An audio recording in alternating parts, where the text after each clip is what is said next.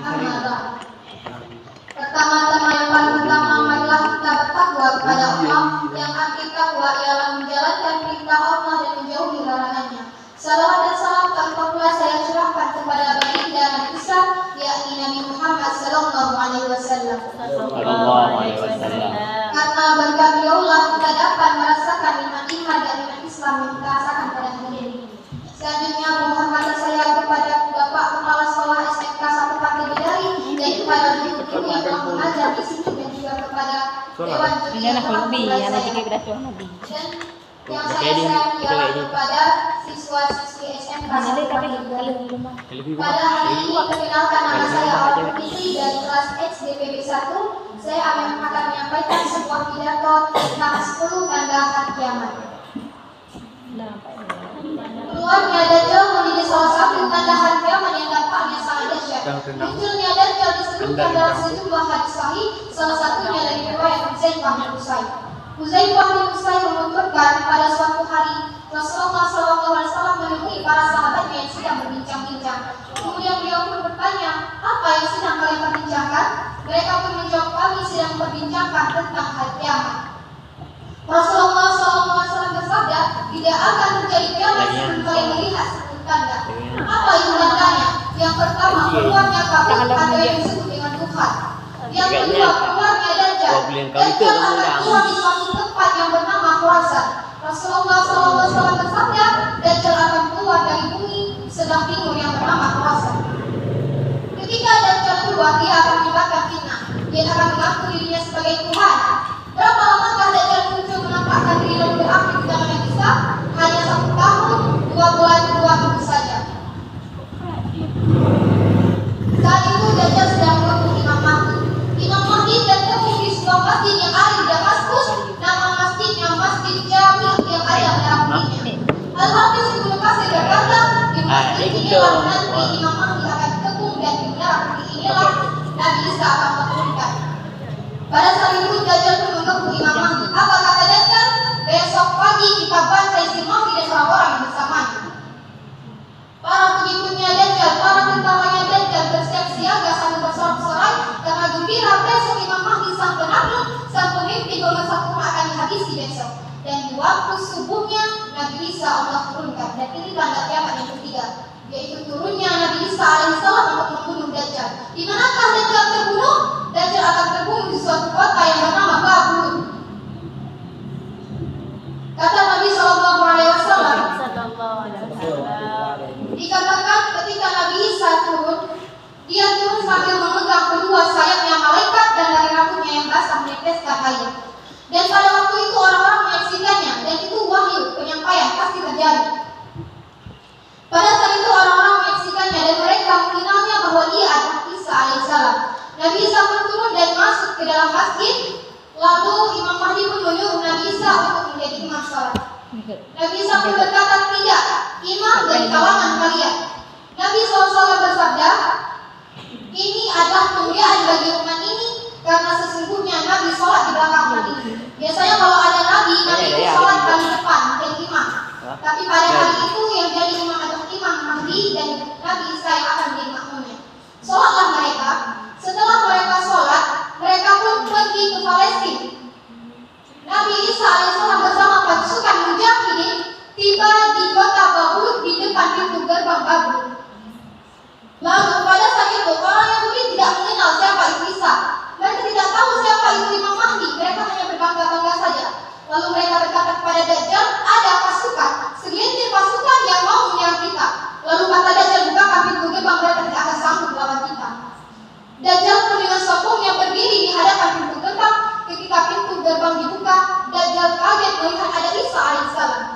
Nabi SAW kata, pada saat itu Dajjal paham bahwa ajalnya sudah tiba. Dajjal pun berlari di depan para pengikutnya sambil meleleh. Nabi Isa pun mengejarnya sambil berkata, wahai kaum musuh Allah, saatnya kau akan menemui ajalmu.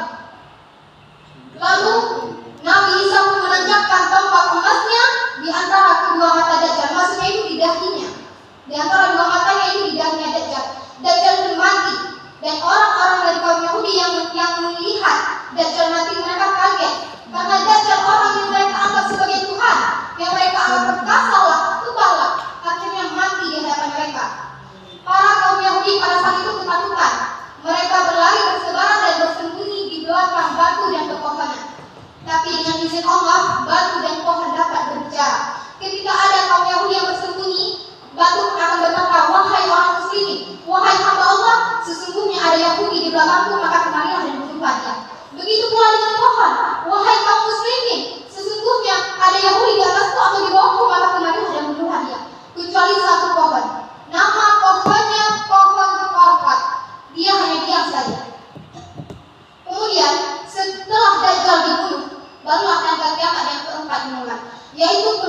Ya'juj dan Ma'juj yang akan menjadi perusak di muka bumi ini.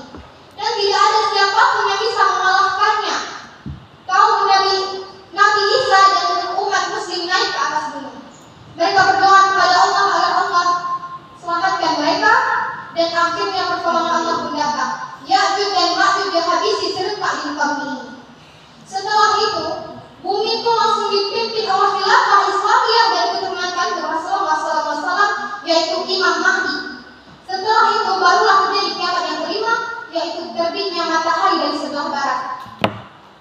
Dan tanda kiamat yang keenam, keluarnya binatang raksasa dari dalam perut bumi yang Allah ceritakan di dalam Al-Quran. Binatang itu Allah sebut dengan sebutan Dabbatul Ardi, berkaki banyak, bertangan banyak, membawa cincin Nabi Sulaiman dan tongkat Nabi Musa. Dan binatang itu akan muncul di 3 tempat yang berbeda di muka bumi ini dan di waktu yang berbeda-beda pula. Binatang itu akan memberi peringatan kepada manusia yang masih hidup. Orang-orang yang beriman akan dibuat wajahnya bercahaya, dan orang-orang kafir akan dibuat hitam, gelap dan buruk rupa wajahnya. Kemudian binatang itu pun kembali tenggelam, dan terjadilah tanda kiamat yang ke-7. Tanda kiamat yang ke-7. Maksud saya tanda kiamat yang ke-6.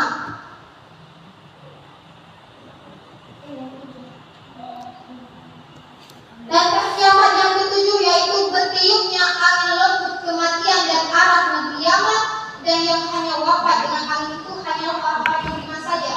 Walaupun imannya seujung kuku, kata Nabi SAW, dia hanya kenal dengan Allah. Dia yakin Allah itu ada, maka dia akan dijemput oleh Allah itu. Walaupun dia bersembunyi di laut gua, dia bersembunyi di atas gunung, ada di lembah, ada di pulau sekalipun, angin itu tetap akan menjemputnya. Ketika terhirup oleh angin itu, ketika tersentuh oleh angin itu, maka semua orang Islam yang beriman akan meninggal serentak. Ketika semua umat Nabi Muhammad telah meninggal, maka barulah terjadi tanda kiamat yang ke-8. Dan tanda kiamat yang ke-8, ke-9 dan ke-10 sudah tidak ada lagi umat Islam yang menyaksikannya. Maknanya kiamat kehancuran alam semesta tidak akan pernah disaksikan oleh umat Islam. Alhamdulillah. Kecuali orang Islam yang gagal menyelamatkan imannya ketika Dajjal keluar. Lalu apa tanda kiamat yang ke-8? Tanda kiamat yang ke-8 ialah tenggelamnya daratan permukaan bumi di sebelah timur, masuk ke dalam lautan.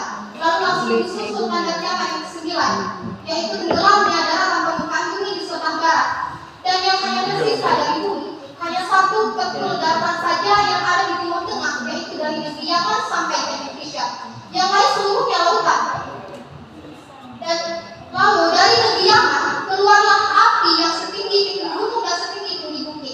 Api itu seolah-olah ia menyerang orang yang duduk di sana. Dan itu adalah tanda kiamat yang ke-10. Orang-orang yang ada di negeri Yaman, yang ada di Jazirah Arab, mereka lari semua ke negeri Syam, menyelamatkan diri dari api tersebut. Setelah mereka sampai, semuanya telah sampai di negeri Syam, barulah malaikat Israfil meniup sangkakala yang pertama, kiamat dimulai. Kesimpulan dari pidato saya ialah, perbaikilah diri kita, perbaikilah lagi amal ibadah kita, jangan malas berdoa kepada Allah Subhanahu wa Ta'ala agar Allah lindungi kita dari fitnahnya Dajjal.